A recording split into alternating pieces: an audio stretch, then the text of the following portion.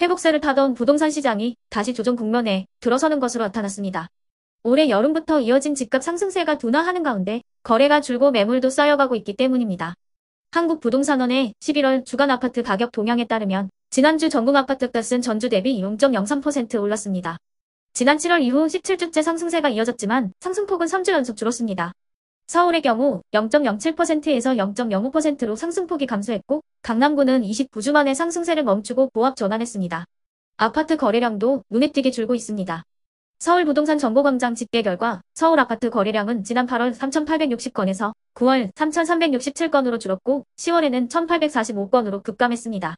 부동산 빅데이터 업체인 아실의 자료를 보면 서울의 누적 매물 건수는 8452건으로 아실이 관련 통계를 집계한 2021년 4월 이래 가장 많았는데 최근 매수자와 매도자 간 희망 가격 차이가 크게 벌어지면서 급매물 외에는 거래가 잘 성사되지 않는다는 게 중개업계의 전언입니다.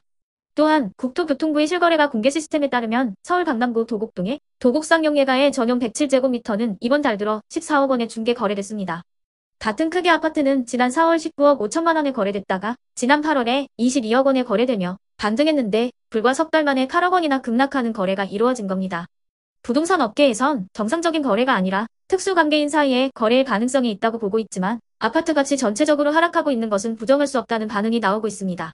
실제로 도곡넥슬의 경우 최근 전용 114제곱미터가 35억 원에 거래됐는데 이는 지난 7월 거래가 대비 4억 원 하락한 것으로 나타났습니다. 또 도곡 삼성 레미안 역시 전용 122제곱미터가 지난달 28억 원에 거래됐는데 지난 9월 같은 크기가 32억 1,500만 원에 거래됐던 것을 감안하면 4억 원 넘게 가격이 내린 셈입니다. 이와 관련해 대다수 부동산 전문가들은 반등세가 꺾였다고 보는 것이 맞다는 설명을 내놓고 있습니다. 올해 초 정부의 대대적인 규제 완화에 따른 기대감으로 반등한 부동산 가격이 고금리 장기화 전망으로 한풀 꺾인 분위기를 반영하고 있다는 겁니다. 전문가들은 부동산 시장이 당분간 조정 국면을 지날 것으로 보고 있습니다. 주택담보대출 금리 인하와 특례 보금자리론 등 정책 대출의 영향으로 급매물이 일시에 해소되면서 집값이 상승세를 보였지만 현재는 매수자와 매도자 간 힘겨루기가 이어지고 있다는 것입니다.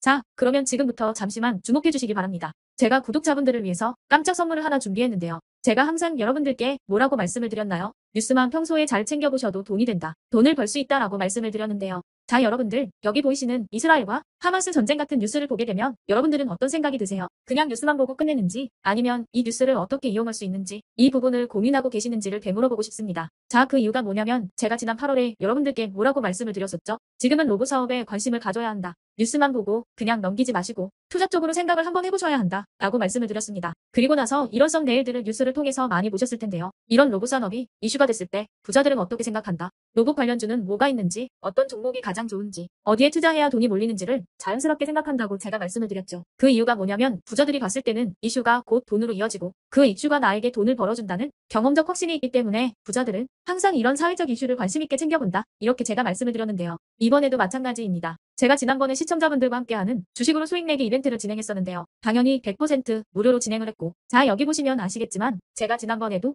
저한테 이슈라고 문자 남겨주신 모든 시청자분들께 이렇게 로봇 관련주 중에 가장 급등할 확률이 높은 딱 한 종목, 많은 종목도 아니라 뉴진로봇이라는 종목을 여러분들에게 추천드렸어요. 그러면서 여기 나와 있는 대로 정확히 얼마에 매수해야 하는지, 그리고 수익률이 어느 정도 나왔을 때 팔아야 하는지 이런 부분들까지 여러분들에게 정확히 알려드렸었는데 자, 지금 실제로 어떻게 되었다? 오른쪽을 보시면 아시겠지만 제가 8월 초에 문자로 이 뉴진로봇을 소개해드리고 나서 실제로 한 달도 지나지 않아서 이렇게 주가가 2배 이상 급등이 나왔다. 그래서 당시에도 굉장히 많은 분들이 제가 드린 이 종목으로 수익을 내실 수가 있었을 텐데요. 다시 한번 축하드린다고 말씀을 드리겠고 자, 이번에도 마찬가지입니다. 최근에 이슈되고 있는 게 이 하마스와 이스라엘 전쟁이기 때문에 우리가 어떻게 생각해 볼 수 있다? 전쟁이 계속되던 전쟁이 끝나던 일단 피해 상황이 막심하다는 겁니다. 따라서 전쟁으로 진행된 피해를 복구해야만 하겠죠. 때문에 이스라엘 재건이 반드시 이루어질 수밖에 없고 우리나라 기업 중 이스라엘과 관련이 있는 그리고 폐허가 된 도시를 복구할 능력이 되는 한 곳이 크게 부각받을 수밖에 없다. 당연히 이쪽으로 우리가 생각해야 한다는 겁니다. 2022년 러시아 우크라이나 전쟁 터졌을 당시에도 몇 개월 뒤 우크라이나 재건 관련주들이 일제히 급등했었던 적이 있었죠. 이번 이스라엘도 비슷하게 흘러갑니다.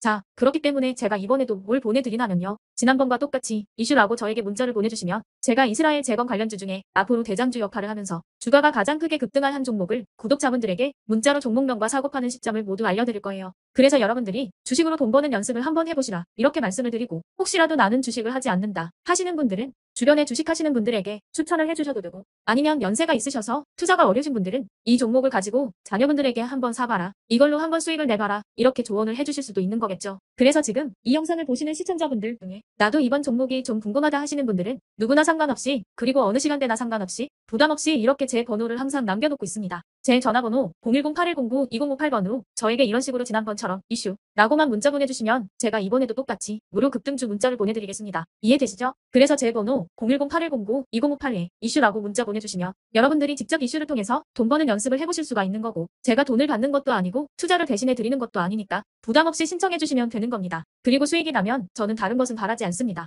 제 채널에 구독, 좋아요 한 번씩만 눌러주시라. 이렇게 다시 한번 말씀을 드리겠습니다.